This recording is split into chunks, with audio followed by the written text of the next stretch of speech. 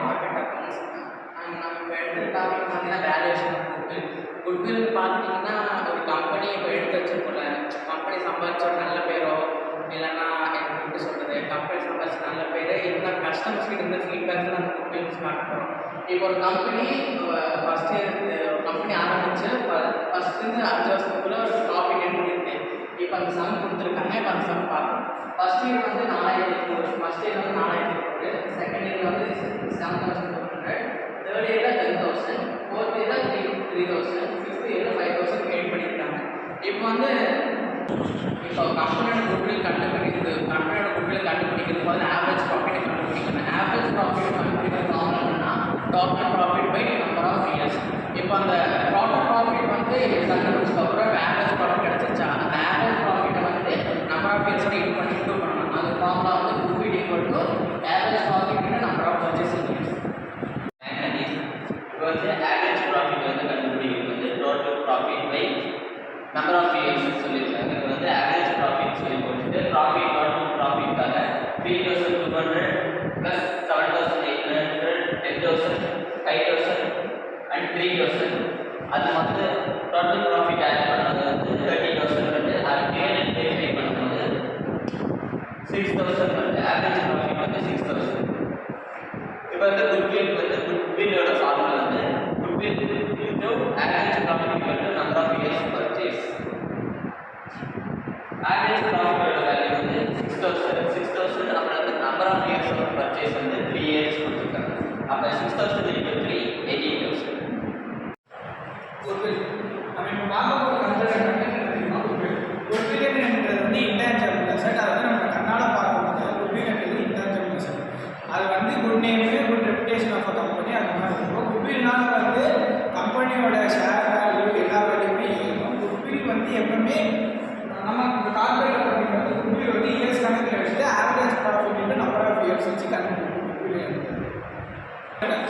Super profit நம்ம எப்படி கண்டுபிடிப்போம்னா average profit minus normal profit பண்ணால் நமக்கு சூப்பர் ப்ராஃபிட் வேல்யூ கிடைக்கும். செகண்ட் பாயிண்ட் வந்து arising during acquisition. Arising during அக்யூஷன்னா பேலன்ஸ் ஷீட்டில் நம்ம ஷோ பண்ணுறோம் குட்வில். அதாவது அசெட் சைட்ஸில் ஷோ பண்ணுவோம், இது கரண்ட் அசெட்டில் வந்து வரும். பேலன்ஸ் ஷீட்டில் ஷோ பண்ணும்போது கரண்ட் அசெட் லைபிலிட்டி மேட்ச் ஆகிறதுக்கு குட்வில் ஒரு யூஸ்ஃபுல்லாக இருக்கும்.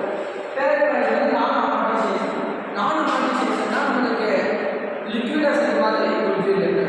நம்ம ரெப்புடேஷன் மட்டும் தான் அதை பார்க்க முடியும், தவிர வேல்யூவோ எதுவுமே நமக்கு தெரியாது. நம்மளோட கம்பெனியோட நேச்சர் எல்லாமே நம்ம இந்த குட்வில் மூலியமாக பார்த்துக்கலாம். அதுக்கு 3 மெத்தட் இருக்குது. நம்ம ப்ராஃபிட் மெத்தட் கண்டுபிடிக்கிறதுக்கு average profit method, super profit method, capitalisation. ஆவரேஜ் ப்ராஃபிட்னா நம்ம லாஸ்ட் 5 இயர்ஸ் இருக்கிற ப்ராஃபிட்டை நம்ம ஆவரேஜ் பண்ணி கண்டுபிடிக்கிறது. சூப்பர் ப்ராஃபிட் மெத்தட்னா நம்ம கிடைச்ச நார்மல் ப்ராஃபிட்டையும் ஆவரேஜ் ப்ராஃபிட்டையும் மைனஸ் பண்ணால் நம்ம சூப்பர் ப்ராஃபிட் கண்டுபிடிச்சிக்கலாம். கேபிட்டலைசேஷன்னா நம்ம முதல் போட்டோம்ல கேபிட்டல், அதை வச்சு கண்டுபிடிக்கிறது தான் கேபிட்டலைசேஷன் மெத்தட். அது மூலியமாக நம்ம குட்வில்லை நம்ம கண்டுபிடிச்சிக்கலாம். Thank you. Now I talk about goodwill features. Goodwill is an intangible asset that represents that itself value paid during an acquisition of one company by another over the fair market value of its indefinably tangible and intangible asset.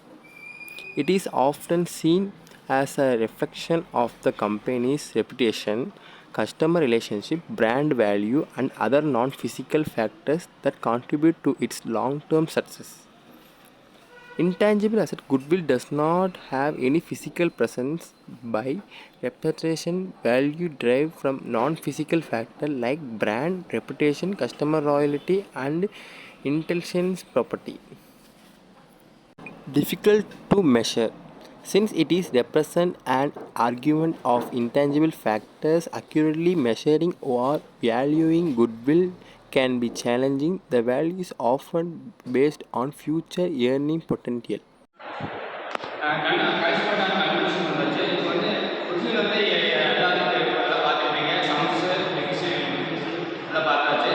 Goodwill வந்து ஒரு கம்பெனிக்கு ரொம்ப ரொம்ப முக்கியம். ஏன்னா goodwill இல்லாத ஒரு company வந்து இன்டான்ஜிபிள் அசெட்டாக ரன் ஆகுது ஒரு கம்பெனிக்கு. ஏன்னா ஒரு கஸ்டமர் வந்து ஒரு சாட்டிஸ்ஃபை பண்ணவும் ஒரு ப்ராடக்ட் வந்து சேல் ஆகவும் இந்த குட்வில் வந்து ரொம்ப ரொம்ப முக்கியம். அது இப்போ நான் வந்து இப்போ பார்த்தோம்னா குட்வில் வந்து எப்படி கண்டெஸ்ட் பண்ணோம், குட்வில்லோட கீ ஃபீச்சர்ஸ் எல்லாம் பார்த்தாச்சு. வேலை